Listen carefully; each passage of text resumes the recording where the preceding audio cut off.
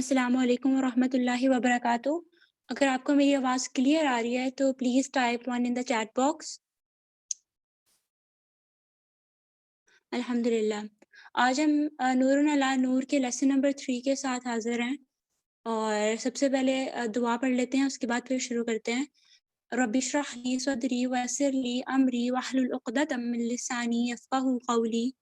اللہم انی اسألک علما نافعا وعملا متقبلا ورزقا طیبا۔ بسم اللہ الرحمن الرحیم۔ سب سے پہلے سابقون الاولون دیکھ لیتے ہیں جن لوگوں نے کوئز میں پارٹیسپیٹ کیا۔ ان کے نیمز ہیں یہ: عائشہ کامران، عشا، زناب سحر، راحت ضیاء، ثنا، آمنہ، قرۃالعین چودھری، مریم۔ اور اس کے بعد ہم لوگ جیسے روز دیکھتے ہیں سیشن کے سٹارٹ میں سمعنا واطعنا، ہم نے سنا اور ہم نے اطاعت کی۔ اللہ تعالیٰ سورہ بقرہ میں مومنین کی صفات بیان کرتے ہوئے کہتے ہیں کہ وہ سنتے ہیں اور وہ اطاعت کرتے ہیں۔ کہ ایک امام کا بھی قول ہے کہ پہلے آپ اپنی ریزننگ سے آپ اسلام تک پہنچتے ہو، اپنا ریزن یوز کر کے آپ اسلام تک پہنچ جاتے ہو، اس کو ایکسیپٹ کر لیتے ہو، لیکن ونس یو آر مسلم پھر سمعنا واطعنا، ہم نے سنا اور ہم نے اطاعت کی، کیونکہ پھر ہمیں یقین ہوتا ہے کہ اللہ تعالیٰ کا جو وزڈم ہے وہ کمپلیٹ ہے۔ ہو سکتا ہے فار دا ٹائم بینگ مجھے کوئی بات سمجھ نہیں آ رہی ہے، لیکن کیونکہ یہ اللہ تعالیٰ کا حکم ہے تو اس میں کوئی نہ کوئی حکمت لازمی ہوگی۔ اور اس کے بعد جو ہم یہ ایک سینٹینس پڑھتے ہیں روز: دیز لاز ان یور دین are not there to restrict you, they are there to protect you. کہ یہ جو قوانین ہیں، یہ جو احکامات ہیں، یہ بس ہمیں اس لیے نہیں ہے کہ ریسٹرکٹ کر دیا جائے، بلکہ اللہ تعالیٰ ہماری حفاظت چاہتے ہیں کہ ہم ایسے مسائل میں خود کو نہ گرا لیں جن سے ہمارے لیے نکلنا مشکل ہو۔ جیسے جب آدم علیہ السلام اور اما حوا جب جنت میں تھے تو یہ تھا کہ ساری جنت میں ان کو سب کچھ حلال تھا، لیکن انہیں کہا گیا تھا کہ بس اس ایک درخت کے پاس نہیں جانا ہے۔ تو اسلام کا بھی مزاج کچھ ایسا ہے، اللہ تعالیٰ نے کہا کہ جو کرنا ہے کر لو، لیکن کچھ یہ چیزیں یہ حرام ہے، ان کے پاس نہیں جانا ہے۔ مطلب زیادہ تر چیزیں جو ہیں وہ حلال ہیں، کم چیزیں ہیں جو حرام ہے، لیکن آج کل ہم نے اپنے آپ کو اتنا زیادہ حرام سے سراؤنڈ کر لیا ہوا ہے کہ ہمیں شاید لگ رہا ہوتا ہے کہ ہر چیز ہی حرام ہے، لیکن وہ حرام کرنے کی وجہ بھی یہی ہے کہ ہماری حفاظت، ہم محفوظ رہیں، ہم اپنے آپ کو مشکلات میں ڈال لیں۔ اس کے بعد اللہم اجعل فی قلبی نورا، کہ اللہ تعالیٰ ہمارے دلوں میں نور رکھ دے۔ اور انشاءاللہ سورہ نور جیسے ہم پڑھ رہے ہیں، امید ہے آپ لوگ اسے انجوائے کر رہے ہوں گے، اسے سیکھ رہے ہوں گے۔ اللہ تعالیٰ ہمیں توفیق دے کہ ان احکامات پر ہم عمل کریں تاکہ اللہ تعالیٰ ہمارے دلوں کو نور سے بھر دے۔ اور آج کا ہمارا ٹاپک ہے اوبسینٹی اے ہیوک فار دا سوسائٹی، یعنی کہ اوبسینٹی، امورالٹی، انڈیسنسی، جسے ہم فحاشی کہتے ہیں، بے حیائی کہتے ہیں، یہ ایک معاشرے کے لیے کس قدر تباہ کن ہو سکتا ہے، اس کو ہم آج پڑھیں گے۔ اور یہ سورہ نور کی آیت نمبر 19 سے سٹارٹ ہو رہا ہے، 26 تک کی جو آیتیں ہیں ان پہ ڈسکشن ہوگی آج۔ تو سب سے پہلے اوبسینٹی ہے کیا ہے، فحاشی کیا ہے، بے حیائی کیا ہے، کہ وہ تمام باتیں، وہ تمام اقوال، وہ تمام اعمال وہ کسی انسان کی شہوانی خواہشات کو، کسی کے سیکشل ڈیزائرز کو اراؤز کریں، سیکشل ڈیزائرز کو ابھاریں، انہیں ہم کہتے ہیں اوبسینٹی، یا اسے ہم کہتے ہیں فحاشی۔ اور اس یہاں پر ڈفرینٹ فحاشی کے جو فارمز ہیں وہ مینشن ہوں گے، ابھی یہ سلائڈ آگے کرے تو، کہ کیا کیا فحاشی کن کن فارمز میں ہمارے معاشرے میں موجود ہے۔ انٹرٹینمنٹ انڈسٹری ہے، ڈراماز ہیں، ناولز ہیں، اس کے علاوہ میوزک ہے، اور مرد اور عورت کا تنہائی میں ہونا بھی بہت بڑا فتنہ ہے، کہ ہم شاید کہیں کہ نہیں وی آر شور ہم کچھ غلط نہیں کر رہے ہیں، لیکن نبی پاک صلی اللہ علیہ وسلم کی حدیث ہے کہ جب ایک مرد اور عورت اکیلے ہوتے ہیں تو تیسرا ان میں شیطان ہوتا ہے، کہ ہم یہ اپنے بڑے پکا نہیں کہہ سکتے کہ ہم فتنے میں نہیں پڑیں گے، وی نیور نو کہ ہم کب سلپ کر جائیں، کیونکہ اللہ تعالیٰ خود کہتے ہیں کہ خلق الانسان ضعیفا، کہ انسان کو کمزور پیدا کیا گیا ہے۔ اور اس میں ناولز، ایکسپلسٹ ڈراماز، ایسے جو سیکشوالٹی پہ بیسڈ ہوں، اور میوزیکل انسٹرومنٹس تو ہیں ہی حرام، لیکن آج کل جو ہمارے لیرکس ہیں سانگس کے وہ بھی زیادہ تر سیکشلائزڈ ہوتے ہیں، وومن کو آبجیکٹیفائی کیا جاتا ہے۔ اور کو ایجوکیشن، اسلام کا مزاج کچھ ایسا ہے کہ اسلام چاہتا ہے کہ وہ تمام دروازے بند کر دیے جائیں جہاں سے فتنہ آ سکتا ہے، کہ ہم شاید کہیں نہیں ہم کو ایجوکیشن میں پڑھتے ہیں کچھ نہیں ہے ٹھیک ہے، لیکن ہمیں وہ تمام دروازوں کو اوائڈ کرنا چاہیے جہاں سے فتنہ داخل ہو سکتا ہے، بیکاز وہی اگین کہ خلق الانسان ضعیفا، کہ انسان کمزور ہے، وی نیور نو کہ ہم کب سلپ کر جائے۔ اور اس کے بعد کہ نامحرم از نیور یور بردر، کہ ہم کسی نامحرم کو بھائی بنا لیں اور اس کے بعد بالکل بھائیوں والا تو یہ الاؤڈ نہیں ہے, بیکاز بھائی وہی ہے جسے اللہ تعالیٰ نے آپ کا بھائی بنا دیا ہے. اور اس کے علاوہ یہ کہ حرام ریلیشن شپس بھی جو آج کل اتنے زیادہ ہماری سوسائٹی میں ہو گئے ہیں کہ اس میں سب سے وہ بھی ایک فتنہ ہی ہے اور ایک فحاشی کی قسم ہی ہے کہ جب اللہ تعالیٰ نے نکاح کا خوبصورت رشتے کا آپشن کھولا ہوا ہے, یہ نہیں اللہ تعالیٰ کہتے کہ اپنی ساری ڈیزائرز کو آپ دبا لو. اللہ مطلب اسلام چینلائز کرانا سکھاتا ہے اپنی ڈیزائرز کو. اور جو حرام ریلیشن شپس ہے اس میں سب سے پہلی تو بات یہ ہے کہ آپ کسی ایسے بزدل مرد کے ساتھ جو ساری دنیا کے سامنے آپ کو نکاح کی فارم میں آن نہیں کر سکتا, آپ کو نکاح کی شکل میں آن کرنے کی ہمت نہیں رکھتا ہے, ایسے بزدل مرد کے ساتھ آپ کیوں کوئی رشتہ رکھنا چاہیں گی. اور دوسری بات یہ کہ اللہ تعالیٰ نے حرام ریلیشن شپس کو منع کر کے سب سے پہلے عورت کی حفاظت فرمائی ہے, بیکاز عورت جو ہوتی ہے وہ ایموشنلی ویک ہوتی ہے. مرد کے لیے شاید اس سے آگے موو آن کرنا آسان ہوتا ہو, لیکن عورت ایک چیز کو پکڑ لیتی ہے اور اس کو دل سے لگاتی ہے, اور مرد اور عورت دونوں کی ایموشنل ہیلتھ کی تباہی ہے. اور شاید کوئی یہ کہے کہ نہیں تمام مرد برے نہیں ہوتے, سب مرد ٹائم پاس نہیں کر رہے ہوتے, تو اس میں وہ ہے کہ ہر مرد جو ہے اپنے سروں پہ ماتھوں پہ ٹیگ لگا کے نہیں گھوم رہا ہوتا ہے کہ میں اچھا مرد ہوں میں برا مرد ہوں. ہمیں نہیں پتا کوئی انسان کیسا ہے. تو اللہ تعالیٰ نے ہماری حفاظت کے لیے یہ راستے بند کیے ہیں کہ جب نکاح جیسا خوبصورت رشتہ ہے جس سے موو آؤٹ کرنا اتنا آسان نہیں ہے جتنا حرام ریلیشن شپ سے موو آؤٹ کرنا آسان ہے. اور نکاح جیسا ایسا رشتہ جس میں آپ ایک دوسرے کی ذمہ داری اٹھا رہے ہو, بس یہ نہیں ہے کہ آپ خوشی کے ٹائم ایک دوسرے کے ساتھ ہو پھر آپ کہو کہ نہیں بھائی بس میں بور ہو گیا ہوں تو بس ختم بات. ایسے نکاح نہیں ختم ہوتے ہیں. نکاح از اے مچ اسٹرانگر ریلیشن شپ حرام ریلیشن شپس کے مقابلے میں. اور اس کے بعد آگے نیکسٹ سلائڈ پلیز. اچھا, spreading obscenity makes our society morally unstable. کہ ابھی ہم پیچھے بھی پڑھ رہے تھے کہ عبداللہ بن ابی نے جب وہ باتیں کی اور اس نے اتنی پھیلائیں, اور اللہ تعالیٰ نے منع فرمایا کہ ایسے اسکینڈلس کو ڈسکس کرنا مسلمانوں کی شان کے خلاف ہے, ایسی باتیں نہیں کرنی ہے, ایسی obscene باتوں کو آگے پیچھے نہیں پھیلانا ہے. تو آج ہماری سوسائٹی میں یہ ہو رہا ہے کہ اتنا زیادہ بمبارڈمنٹ ہو رہی ہے obscene چیزوں کی, یہ فحش چیزوں کی, کہ وہ چاہتے ہیں کہ ایک ٹائم کے بعد ہم ڈی سینسٹائز ہو جائیں, کہ ایک ٹائم کے بعد ہمیں برا لگے ہی نہ, ہمیں نارمل چیزیں لگیں. ایسے جیسے فالس پروپیگنڈاز ہوتے ہیں, فالس سلوگنس ہوتے ہیں, ڈفرنٹ مارچز میں آپ سنتے ہیں. فار دا ٹائم بینگ ہو سکتا ہے کہ آپ اس سے ڈس ایگری کر رہے ہو کہ نہیں یہ غلط ہے, یہ غلط ہے, یہ غلط ہے, لیکن وہ اتنا زیادہ بمبارڈمنٹ کرتے ہیں اس کا کہ ایک ٹائم بعد ہمارے اندر رچ بس جاتی ہیں چیزیں. ہمیں پھر لگتا ہے کہ نہیں یہ ٹھیک ہی ہے. یہ باقاعدہ اس کے لیے ٹرم یوز کی جاتی ہے کہ illusory truth effect, کہ آپ کے اوپر فالس انفارمیشن کی اتنی بمبارڈمنٹ کی جائے کہ even though you disagree, کچھ ٹائم بعد آپ کو وہ چیزیں ٹھیک لگنے لگ جاتی ہیں. People who spread shamelessness in the society will suffer a painful punishment. People who want conversation about shamelessness also fit in this category. کہ اللہ تعالیٰ جو یہ آیت نمبر 19 ہے کہ ان الذین یحبون ان تشیع الفاحشہ, کہ وہ لوگ جو چاہتے ہیں کہ فاحشہ پھیلے, فحاشی پھیلے. یہاں پر صرف ان لوگوں کی بات نہیں ہو رہی جو چاہتے ہیں, جو فحاشی پھیلاتے ہیں, بلکہ ان لوگوں کی بات ہو رہی ہے جو چاہتے ہیں, جو پسند کرتے ہیں کہ فحاشی پھیلے. تو ہمیں یہاں پر خود کو چیک کرنا ہے کہ کیا ہم ان لوگوں میں سے تو کہیں نہیں ہیں جو اس سارے کو سپورٹ کرتے ہیں, سارے کو اپریشیٹ کرتے ہیں, سب کو ٹیلنٹ کا نام دے دیتے ہیں, اس سب کو فن کا, آرٹ کا نام دے دیتے ہیں. تو کہیں ہم ان لوگوں میں سے تو نہیں ہے جو کہ یہ پسند کرتے ہیں کہ فحاشی پھیلے. اور اللہ تعالیٰ ان کے لیے کہتے ہیں کہ ان کے لیے دردناک عذاب ہے, کہ جو لوگ چاہتے ہیں کہ فحاشی پھیلے ان کے لیے دردناک عذاب ہے. پھر آگے اگلی آیت میں اللہ تعالیٰ کہتے ہیں کہ اگر اللہ تعالیٰ کا فضل نہ ہوتا, مطلب اللہ تعالیٰ نے فضل فرمایا کہ جو عائشہ رضی اللہ عنہ کے پر الزامات لگائے گئے تھے, اسلام کو ڈیفیم کیا گیا تھا, اس کے مقابلے میں اللہ تعالیٰ نے وہ برات اتار کے, وہ نجات اتار کے ساری پوزیشن عائشہ رضی اللہ عنہ کی کلیئر کر دی. دوسرا یہ کہ اللہ تعالیٰ نے وہ قوانین اتارے بھی جو شروع ہر سیشن کے سٹارٹ میں پڑھتے ہیں کہ یہ قوانین ہم پہ بندشیں نہیں ہیں بلکہ ہماری حفاظت کے لیے ہیں. تو اگر اللہ تعالیٰ یہ قوانین اتارے ہیں تو اللہ تعالیٰ کا فضل ہے, اگر یہ نہ ہو تو ہم ہی خود کو اپنی آپ کو مشکلات کا شکار کر لیں. تو یہ اللہ تعالیٰ کی رحمت ہے, یہ قوانین جو ان کو رحمت کے طور پہ ہمیں آن کرنا ہے, ان کو فالو کرنا ہے. اس کے بعد ابلیس اور فحاشی کا بہت گہرا تعلق ہے. ابلیس جو ہے فحاشی کا حکم دیتا ہے, اور جو ابلیس نے پہلا اٹیک جو کیا تھا بنی نوع انسان پہ, حضرت آدم اور حضرت حوا پہ, اس کا جو پہلا کانسیکوینس تھا وہ یہی تھا کہ ان کے لباس اتروا لیے گئے تھے. تو ابلیس کو فحاشی بہت پسند ہے. اور when obscenity spreads, people start following the footsteps of شیطان, کہ جب بھئی پھیلتی ہے تو لوگ شیطان کے قدموں پہ چلنے شروع ہو جاتے ہیں, شیطان ان کے اوپر اپنے آپ کو حاوی کر لیتا ہے, اور پھر ایسا ٹائم آتا ہے کہ نہ صرف فحاشی بلکہ اس سے 100 اور جرائم نکلنا شروع ہو جاتے ہیں. تو یہ ایسا نہیں کہ صرف فحاشی ہے بلکہ اس کے ساتھ 100 اور جرائم لنکڈ ہیں.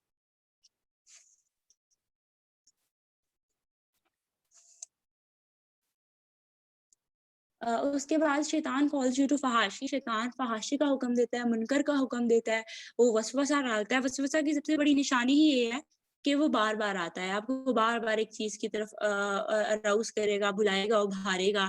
Man is weak but what protects him against this وسوسہ is ایمان. انسان کمزور پیدا کیا گیا ہے، لیکن اس کو ان وسوسہ کے جو اگینسٹ ہیلپ کرتا ہے وہ کیا چیز ہے؟ اس کا ایمان ہے، کہ اپنے ایمان پہ روز ہمیں ورک کرنا ہے، قرآن کے ساتھ کنیکٹڈ رہنا ہے، تفاسیر کے ساتھ کنیکٹڈ رہنا ہے، کیونکہ ایمان جو ہے وہ بڑھتا گرتا رہتا ہے. تو اس کو روز بڑھانے کے لیے کچھ نہ کچھ روز کرنا پڑے گا، تبھی ہم لوگ شیطان کے ان حملوں سے بچ سکیں گے. اور وہ چیزیں جو ہم اپنے آپ کو بچا سکتے ہیں فحاشی کے وار سے، تو اس میں سب سے پہلے صلاح ہے. نماز جو ہے وہ فحاشی سے روکتی ہے. سلیپ ارلی، اس میں یہ ہے کہ نبی پاک صلی اللہ علیہ وسلم فرماتے تھے کہ عشاء کی نماز کے بعد، مطلب انہیں وہ کہتے تھے کہ سو جائیں آپ، اس کے بعد کوئی فضول بات چیت نہ کیجیے. اگر کوئی بہت ارجنٹ کام نہیں ہے تو عشاء کی نماز کے بعد سونا پسند کیا گیا ہے. اسی طرح صبح ارلی اٹھنا پسند کیا گیا ہے فجر کے ٹائم، اور اس سے فحاشی کے وار سے آپ لڑ سکتے ہو. اس کے علاوہ سب سے بڑی بات، بی پروڈکٹیو کام ڈھونڈنے، کیونکہ جب ہم لوگ فارغ ہوتے ہیں نا، تبھی ہم لوگ یوٹیوب لگا رہے ہیں، کبھی ادھر چل رہے ہیں، کبھی ادھر چل رہے ہیں، اور چیزیں ڈھونڈ رہے ہیں. جب آپ بزی ہوں گے نا، پھر ان چیزوں کا سب سے پہلے ٹائم ہی نہیں ملے گا. دوسرا یہ کہ کسی بھی بری عادت کو ختم کرنے کا سب سے بہترین طریقہ ہوتا ہے کہ اسے ریپلیس کر دیا جائے. جیسے اگر آپ میوزک چھوڑنا چاہتے ہیں تو میوزک آپ چھوڑ دیں گے، پیچھے ویکیوم کریٹ ہو جائے گا، وہ وقت خالی پڑا ہوا ہے، اب آپ بیٹھے ہیں اور پھر واپس آپ کو ہوگا کہ چلو تھوڑا سا سن لیتا ہوں. تو اس کا سب سے بہترین حل یہ ہوتا ہے کہ میوزک چھوڑے ہیں تو ادھر سے آپ قرآن کے ساتھ کنیکٹ ہو جائیں، ڈفرینٹ قاریز کو سرچ کریں، ان کو سنیں، تاکہ وہ ویکیوم نہ کریٹ ہو، اس کی جگہ کوئی اور چیز لے لے. اسی طرح اگر ہمیں یہ چیزیں چھوڑنی ہے تو اس کے لیے یہ ہے کہ ہم اس کی جگہ کوئی پروڈکٹیو کام شروع کر دیں، قرآن کی تفاسیر کے ساتھ کنیکٹ ہو جائیں، حدیث کے ساتھ کوئی اسکل سیکھنا شروع کر دیں، کیلیگرافی، پینٹنگ یا بلاگ رائٹنگ یا کچھ بھی، لیکن اس وقت کو ریپلیس کریں کسی اچھی عادت، کسی پروڈکٹیو عادت کے ساتھ.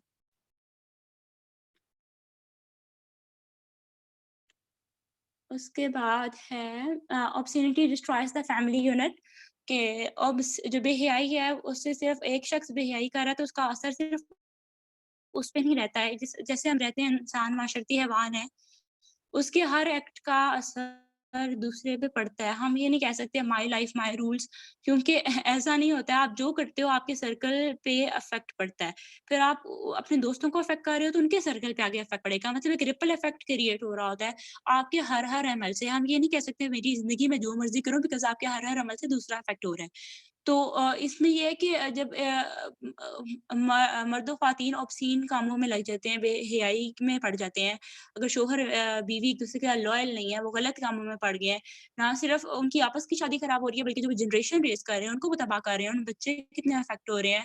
تو جو بے حیائی ہے، یہ فیملی یونٹ جس سے ایک معاشرہ قائم دائم ہے، اس کو تباہ کر دیتا ہے. اور اس کے بعد کی entertainment industry is one of the most profitable industry, کہ جو انٹرٹینمنٹ انڈسٹری ہے وہ ہم سنتے ہیں اکثر موویز کا اتنے کروڑوں کا بزنس کیا، کروڑ کچھ لگاتے ہیں اس سے ڈبل کروڑ پیسے کا بزنس ہو رہا ہوتا ہے. مطلب بہت پروفیٹیبل انڈسٹری ہے. بے شک آپ ٹی وی پہ دیکھ لیں، یوٹیوب پہ دیکھ لیں، یا پھر ٹک ٹاک پہ دیکھ لیں، بہت جلدی فیم جو ہمیں جو سوشل ایپ اسپیسیفکلی ہیں، ٹک ٹاک وغیرہ، بہت جلدی فیم اور اس کے بعد پھر پیسہ بھی فوراً سے. تو یہ فتنہ ہے ہم اس دور کا، کہ اللہ تعالیٰ کہتے ہیں کہ انسان کے لیے مال جو ہے وہ فتنہ ہے. تو اس دور میں ان سب چیزوں سے بچ کے رہنا اور مال کی لالچ میں آ کے ان کاموں میں نہ پڑنا، یہ وہ چیز ہے جس کی ہمیں کوشش کرنی چاہیے. مومنین اسٹے اوے فرام فحاشی، جو مومنین ہیں ان کی یہی صفت ہوتی ہے کہ وہ فحش کاموں سے، فحش باتوں سے دور رہتے ہیں.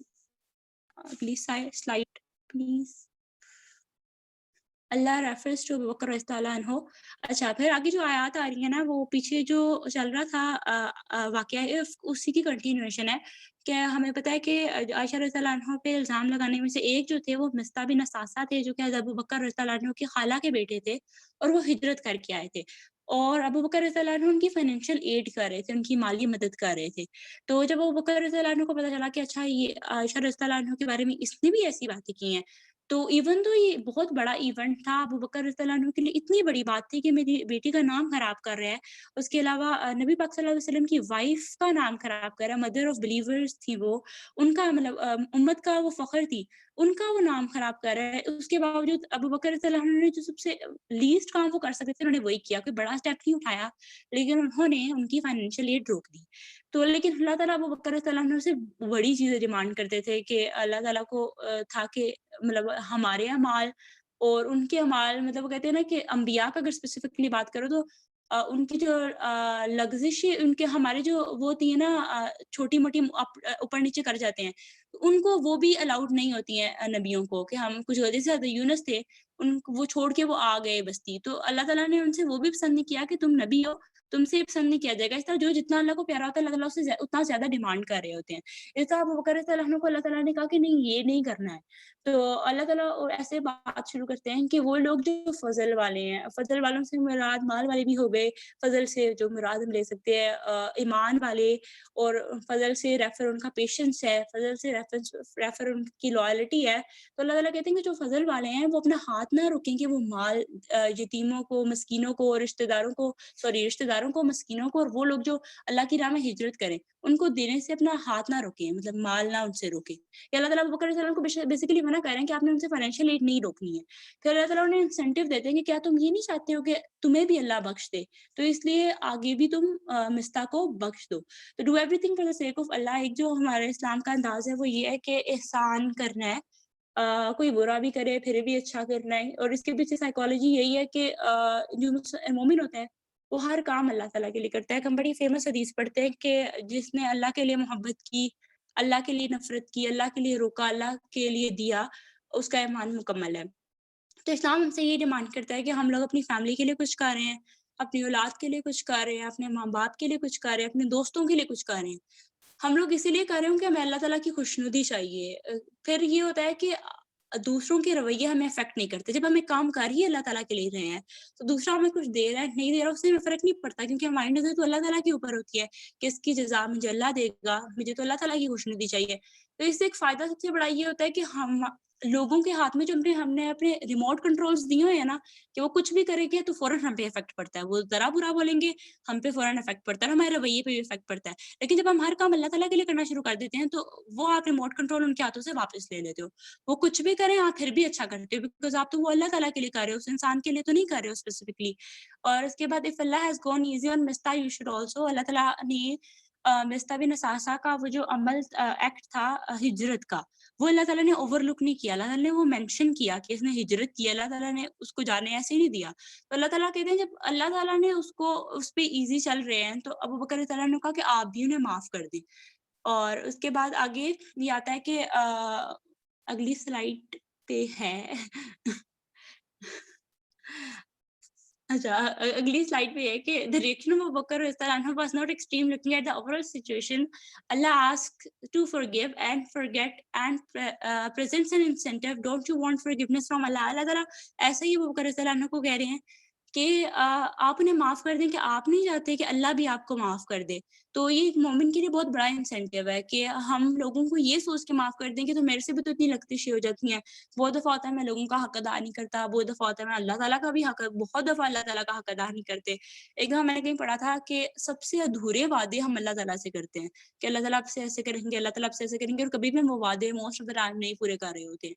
तो इतनी लग़्ज़िशों के बावजूद जब अल्लाह ताला हमें माफ़ कर रहा है, तो हम क्यों नहीं आगे माफ़ कर सकते हैं? और सबसे आसान काम इंसानों को माफ़ करने का जो तरीका वो ये है कि इंसान अपनी लग़्ज़िशें देखना शुरू कर दे, अपने फ्लॉज़ देखना शुरू कर दे, मेरे में क्या-क्या बुराइयाँ हैं। तो इससे इतनी हेल्प होती है कि आप जब देखते हो मेरे में इतनी बुराइयाँ हैं, मैंने भी इसको यहाँ पर हर्ट कर दिया था, मैंने भी यहाँ पर कमी कर दी थी। फिर आपके लिए इंसानों को माफ़ करना आसान हो जाता है कि अच्छा, सबसे गलतियाँ हो जाती हैं, मैंने बुरा कर दिया, उसने बुरा कर दिया, सबसे हो जाता है। तो the words you utter from your tongue describe who you actually are, कि आप अपनी ज़ुबानों से जो बातें निकालते हैं, वो ये इसकी वज़ाहत करते हैं इस बात की कि हम कौन हैं। अच्छा, you deserve who you truly are, if you are innocent no false एक्यूज़ेशन can hold upon you. उसके बाद वो एक बड़ी फ़ेमस आयत है। हम लोग उसके 2 तर्जुमे हैं। पहला तर्जुमा भी वो वाला मैं बताऊँगी जो कि वाक़ये के कॉन्टेक्स्ट में चल रहा है, कि जो ख़बीस बातें हैं वो ख़बीस लोगों के लिए होती हैं, और ख़बीस लोग ख़बीस बातों के लिए होते हैं। पाक बातें पाक लोगों के लिए होती हैं, और पाक लोग पाक बातों के लिए होते हैं। इस सबसे पहले इसका तो मतलब ये है कि जो अच्छे लोग हैं ना, उनके मुँह से आपको अच्छी बातें ही सुनने को मिलेंगी। एक इंसान जो बोलता है, वो बहुत बताता है उस इंसान के बारे में कि वो इंसान कैसा है। और दूसरा ये कि अगर आप इनोसेंट हैं, अगर आप पाक हैं, तो आपके ऊपर कोई कैसा भी इल्ज़ाम लगा देगा ना, कैसी भी आपके बारे में बुरी बात कर देगा, तो वो आपके ऊपर रह ही नहीं सकती है। کہ آپ اچھے ہیں تو آپ کی وہ بری بات ٹک ہی نہیں سکتی ہے. Use your body parts wisely they will speak against you. کہ ہمیں اپنی زبانوں کو, اپنے ہاتھوں کو کسی کے بارے میں برا کہتے ہوئے, کسی کو نقصان پہنچاتے ہوئے 100 بار سوچنا ہے کہ دنیا میں تو ہمیں لگتا ہے کہ یہ سب سے زیادہ ہمارے ہیں, یہ وہ چیز ہے جس پہ تو میرا پورا کنٹرول ہے, لیکن آخرت کے دن یہی چیزیں ہمارے خلاف گواہی دیں گی. اگر ہم نے ان پہ ظلم کیا ہے, ان سے ہم نے غلط کام کیے ہیں, تو یہی چیزیں ہمارے خلاف گواہی دیں گی. Bad people deserve bad spouse. If you do something false, you deserve to be isolated. اچھا, اس میں وہ دوسرا کانٹیکسٹ ہے کہ خبیث مرد خبیث عورتوں کے لیے, خبیث عورتیں خبیث مردوں کے لیے, پاک مرد پاک عورتوں کے لیے, اور پاک عورتیں پاک مردوں کے لیے. ایسے وہ ہے کہ اس میں سب سے پہلے تو یہ ہے کہ جو آپ جیسے ہوتے ہیں نا, آپ ایسے لوگوں کو اٹریکٹ کرتے ہو. کہ جو نیک لوگ ہیں وہ نیک لوگوں کو اٹریکٹ کرتے ہیں. بھی ہم نے پیچھے بات کی تھی کہ جو مشرق مرد ہے وہ کیسا بھی ہو تو اس کو بیوی نیک ہی چاہیے, لیکن اس کو اتنی بھی نیک بیوی نہیں چاہیے ہوتی کہ وہ اس کو 5 وقت کی نمازیں پڑھائے, اسے بیٹھ کے تفسیر پڑھوائے. اس کو اتنی نیک بیوی بھی نہیں چاہیے ہوتی ہے. تو ایسی بیوی جو کہ 5 وقت کی نمازی ہو اور قرآن کے ساتھ کنیکٹڈ ہو, پرہیزگار ہو, متقی ہو, پردے والی ہو, اور پھر اپنے اسپاؤس کو بھی وہ اس سب میں ہیلپ کرے. ایک ایسی مرد کو چاہیے ہوگی جو کہ خود نیک اور پرہیزگار ہوگا, اور اسی طرح وائس ورسا. تو اس کے بعد یہ کہ bad people deserve bad spouse. اچھا, پیچھے بھی ہم نے ایک جگہ پڑھا تھا, پہلے لیسن میں آیت ہے کہ زناکار مرد جو ہیں وہ زناکار عورتوں سے ہی نکاح کرتے ہیں یا مشرکہ سے نکاح کرتے ہیں. یعنی کہ جو برے لوگ ہیں ہم برے لوگوں کو ہی ڈیزرو کرتے ہیں کہ جو زناکار مرد ہیں وہ زناکار عورتوں کو اور مشرکہ کو ہی ڈیزرو کرتے ہیں. اس میں یہ ہے کہ میں نے ایک اسکالر کو سن رہی تھی, اس میں وہ یہ بات کر رہے تھے کہ انہوں نے ایک جملہ بولا تھا بڑا اچھا سارا, کہ جب ہمارے یہاں کوئی لڑکی غلط کام کرتی ہے, کسی بدفعلی میں پکڑی جاتی ہے, تو وہ شادی کے قابل نہیں رہتی ہے. جبکہ جب لڑکا کسی غلط کام پہ پکڑا جاتا ہے تو وہ شادی کے لیے تیار ہو جاتا ہے. بڑی آئرنی ہے, ہمارے معاشرے میں سب لوگ کہتے ہیں اس کی شادی کرا دو.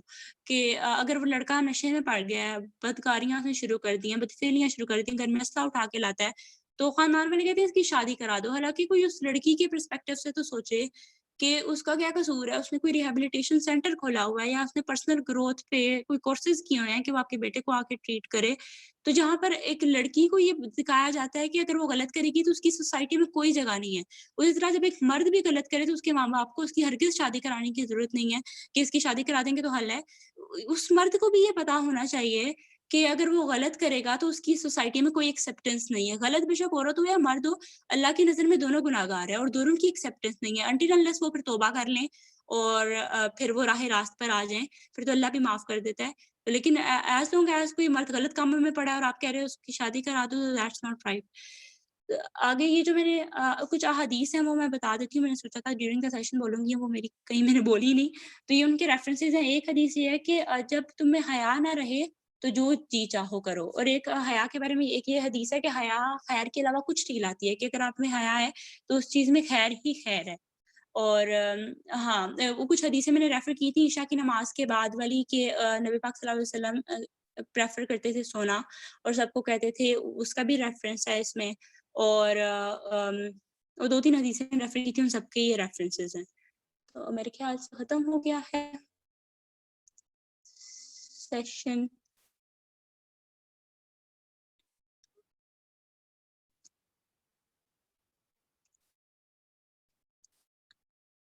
اچھا, تو ہاں ختم ہو گیا. تو آگے آپ نے سیٹرڈے کا سیشن ضرور اٹینڈ کرنا ہے, اور انشاءاللہ وہ بھی بہت اچھا ہوگا اور آپ انجوائے کریں گے, آپ اسے لرن کریں گے. ہم خود اس سب سے بہت کچھ لرن کر رہے ہیں, اور اگر کوئی سوال ہیں تو آپ پوچھ سکتے ہیں. اگر کوئی سمری کرنا چاہتا ہے تو وہ سمری کر سکتا ہے. اگر لیسنس شیئر کریں, آپ نے کیا آج کے لیسن سے کیا پوائنٹس پک کیے ہیں, کیا پوائنٹس آپ نے آج کے لیسن سے پک کیے ہیں؟ آپ اس چیٹ باکس میں بے شک بتاتے جائیں کیا لیسنز آپ نے آج کے لیسن سے, آپ کو کون سا پوائنٹ آپ کو لگا جا کے, یا کون سا پوائنٹ آپ کو ابھی یاد ہے.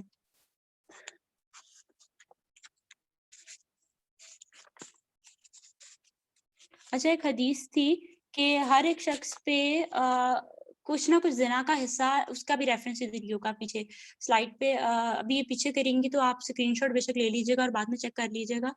کہ ایک حدیث کہ ہر شخص پہ زنا کا کچھ نہ کچھ حصہ لکھ دیا گیا ہے، کہ آنکھ کا زنا ہے کسی غیر محرم کو دیکھنا، اور زبان کا زنا ہے اس کی نسبت گفتگو کرنا، اور دل کا زنا ہے اس کی نسبت آرزو کرنا، ٹھیک ہے. اور ایک اور حدیث تھی، اس کا بھی اسی میں ریفرنس ہوگا، جسٹ اے سیکنڈ. ہاں، آپ صلی اللہ علیہ وسلم نے فرمایا کہ خدا سے ایسی حیا کرو جیسے حیا کرنے کا حق ہے. تو صحابہ نے کہا کہ ہم تو حیا کرتے ہیں. تو آپ صلی اللہ علیہ وسلم نے فرمایا کہ بلکہ حیا وہ کرتا ہے جو سر اور اس میں جو کچھ ہے اس کی حفاظت کرتا ہے، اور پیٹ اور جو کچھ اس میں ہے اس کی بھی حفاظت کرتا ہے، اور موت اور گلنے سڑنے کو یاد رکھتا ہے، اور آخرت کا چاہنے والا ہے، اور دنیا کی زیب و زینت کو چھوڑنے والا ہے. ایسا شخص ہی ہے جس نے خدا سے حیا کا حق ادا کر دیا. اس کے علاوہ یہ کہ ہم دلوں میں نفرتیں رکھیں اور قدورتیں رکھیں، یہ بھی حیا کے منافی ہے کہ ہمارے دلوں کو صاف ہونا چاہیے. اور میرے خیال سے یہی کچھ ہے. کسی نے لیسنس بھیجے ہیں. Do everything for the sake of Allah. Yes, Aisha Raja کہہ رہی ہیں. انشاءاللہ حدیث جو ہے نا وہ آپ کو گروپ میں سینڈ کر دیں گے، فارورڈ کر دیں گے. ٹھیک ہے، ریفرنسز لکھ دی. آپ اسلام 360 پہ جائیں تو وہاں پر یہ سرچ کریں گے تو سب حدیث نکل آئیں گی، ورنہ گروپ میں بھی ہم انشاءاللہ سرچ کر دیں گے. عائشہ راجہ کہہ رہی ہیں ایک یہ بھی ہے کہ آپ کو زنا کا حق ادا کرنا پڑتا ہے. اور اس میں یہی کہ do everything for the sake of Allah والا جو پوائنٹ ہے کہ مومن کے ہر عمل میں للہیت ہونی چاہیے. للہ مطلب اللہ کے لیے کیا جانے والا عمل، کہ تبھی ہم احسان کے اس درجے پہ پہنچ سکتے ہیں کہ جب ہم اللہ تعالیٰ کے لیے سب کچھ کر رہے ہیں تو پھر سامنے والا کچھ بھی کر رہا ہے تو ہم اچھا ہی کرتے ہیں. باقی لوگ بھی کچھ نہ کچھ شیئر کرتے ہیں. میرے خیال سے میٹنگ اینڈ ہونے والی ہے. جی بول سکتی ہیں. ایڈمن آپ انمیوٹ کر دیں انہیں.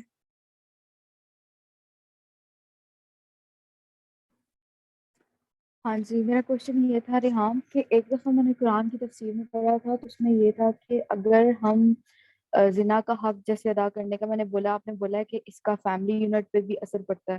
تو اس میں یہ تھا کہ اگر آپ کی فیملی میں سے کوئی ایک بھی زنا کرتا ہے، سمجھو کہ فار ایگزامپل کوئی بھی ایک ایسا پرسن آپ کی فیملی سے زنا کرتا ہے، تو اس کے آثار یعنی اس کے مینٹل وہ جو صلاحیت ہے نا، اس کا اثر آپ کے نا فیملی ممبرس میں بھی کسی کے اوپر پڑتا ہے، اور وہ بھی اس کو بھی حق ادا کرنا پڑتا ہے. مطلب ہاں ان میں سے کوئی بھی ایفیکٹ ہو سکتا ہاں ہاں ایگزیکٹلی. کہ ہے. دنیا میں بھی آپ کو اس کے ڈیمیرٹس نظر آ ہی جاتے ہیں، اس کے نقصانات آپ کو دنیا میں بھی نظر آ ہی جاتے ہیں.